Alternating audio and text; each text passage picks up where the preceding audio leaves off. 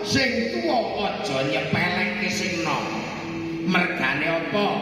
Nek sing tuwa ki dijaluk sawah pendungane, ning sing nom dijaluk tenagane. Terus gareng lan kowe Bathara. Bendaramu sajake kaya Sungkawa merga Jamus Kalimasada murca saka ing Praja Ngamanta.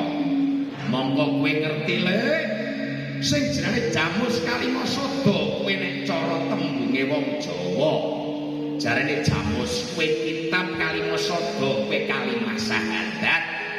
Mula saka iku le dadi wong Islam aja lali karo kitabe Al-Qur'an lan aja lali tansah ngucapake syahadate bareng-bareng lakoni salate senadyan to abot kaya ngapa nggonmu nandur lombok nandur bako aja kendhat nggone nyuwun marang Gusti kang kuwasa.